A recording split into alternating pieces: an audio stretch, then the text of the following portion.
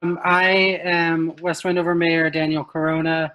Um, I, am super excited to talk about the census today. I think that it's extremely important. Uh, and so, we'll kind of talk a little bit about why it's important specifically for West Wendover, but kind of a broader scale. Nevada can receive over $67 billion in federal funding over the next 10 years. Which is huge. And so that's why we want to make sure that everyone is counted. Um, for every person who is counted, the state gets about $2,000 per person for each of the 10 years, which totals out to $20,000 per person over the next decade. That helps our communities be healthy, safe, and educated. Here in West Wendover, some of the projects that we use this money on help us, with infrastructure projects. We're building up a downtown from the ground up right now, and a large chunk of that money, almost all of it that's being used, comes from the federal government through grants and bonds and loans that are the census data is used to help justify and gets factored into the funding for those things. Another thing that's very heavily tied to the census is education funding. It's no secret in our community that there's a wide sense and almost an agreement that our schools are underfunded, and part of the reason for that is the undercount that has historically occurred in our community. And so if we ensure that every single West Wendover resident gets counted, we know that, we have a young population. The median age is 26. So that's a lot of kids. And if those kids aren't being counted, the resources that we need for our schools aren't being properly allocated.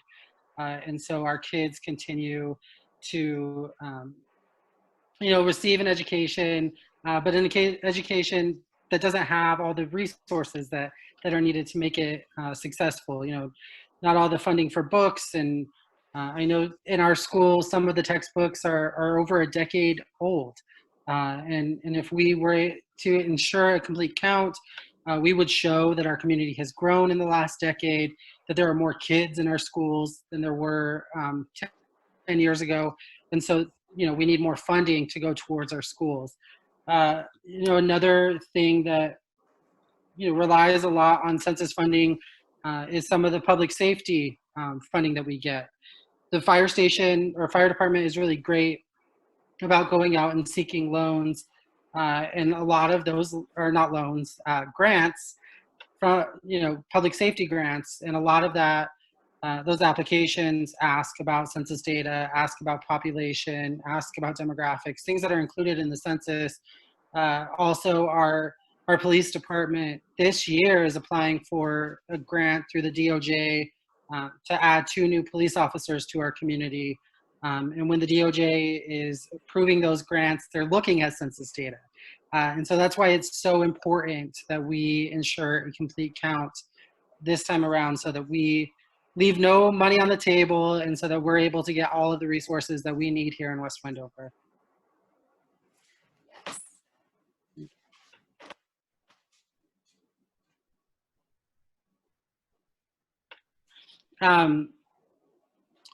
Also, West Wendover has historically been one of the lowest counted communities in the state. In 2010, we had only a 50% count. Right now, 51% count. Right now, we're at 28% on the self-response rate from the 2020 census. While that gives me some hope that we'll exceed that 51% this time around. The ultimate goal is to ensure that every single person residing in West Wendover is counted. When I've looked at data from the other communities in the county, Elko is beating us pretty handedly in self-response rates, but we're beating other communities like Wells and Carlin, but their self-response rates are really low. So it's a low bar to try to beat.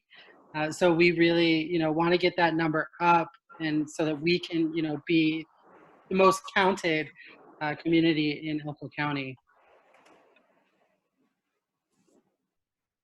You want to go? Oh yeah. So oh, sorry. Oh, sorry. I was just going to ask, being that West Wendover is the only place that I have seen that gives $20 off their utility bill, if you could explain a little bit about that and what that looks like for your community. Yes. So West Wendover is, if all of the things that I have already said doesn't stress how important taking the census is, I hope the fact that we are the only city in the state, probably the only city in the country, that is actually paying its residents to take the census. That should show you how important we think it is, and how serious we're taking this. So anyone who completes the census online will be eligible for a $20 utility credit that you can use either on your city utility bill or on your electric bill through Wells Rural Electric. The way to redeem that $20 off is to save the confirmation screen that shows up after you've completed the census. There is an option to save it once you've done it. You can save it, email it to our city manager, Chris Melville, at cmelville@westwendovercity.com.